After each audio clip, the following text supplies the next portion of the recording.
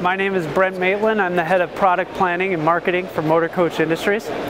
What I'm standing right in front of here is the 2013 MCI J4500, #1 selling coach in the industry for 9 years running.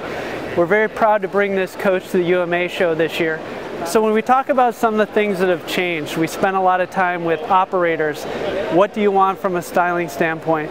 What do you want from a reliability standpoint? What changes would you like to see?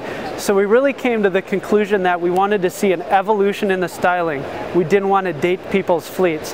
But when we had the chance to, we wanted to make sure that we offered improvements in both functionality, reliability, and durability. Those are absolutely critical. One of the major things you don't see is the change in electrical architecture. We went to an Actia multiplexing system. We tested that really by rolling it out in the D coach 2 years ago, testing it in kind of the harsh transit environments, and then once we got confident with its performance, we rolled it into the J coach. What that lets our engineers do is focus on designing one system the best way they can. From an operating standpoint down the road, ultimately cross-trained on Ds and Js will be easier because of that one common electrical architecture.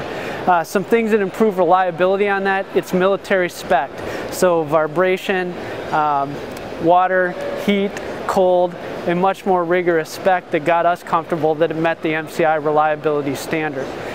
The other thing is reduction in wiring, utilizing things like Deutsch waterproof connectors. All of those things are major drivers of reliability. When you talk about coach failures, certainly that addresses a main cause by addressing items in the electrical system. There. As we walk down the coach, pretty much the side of the coach has not changed. The main element you see is that upper drip rail, which again is designed to raise your sight line.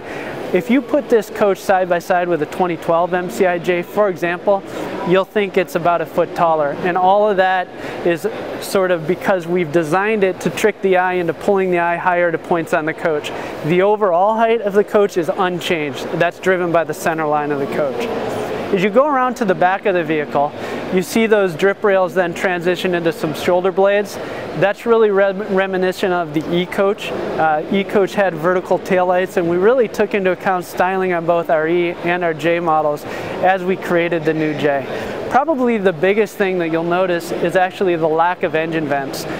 We were able to do that through a lot of testing. We actually bring most of the heat out of the bottom of the coach. We expanded the vent above the engine door a little bit, so there's no issues, but it creates more branding space and certainly a cleaner look for the operators. Inside, if we popped open the compartment, a lot of corrosion testing. We've got entire teams that are established to do that. And what they put on the roads now can really take its toll on vehicles. So underneath the coach, you're going to see items like coolant tubes, air tank bracketry, a lot more stainless componentry, all to combat the corrosive elements that are out there, especially in the winter. So those are really some key highlights of the coach that I think people would like to know about.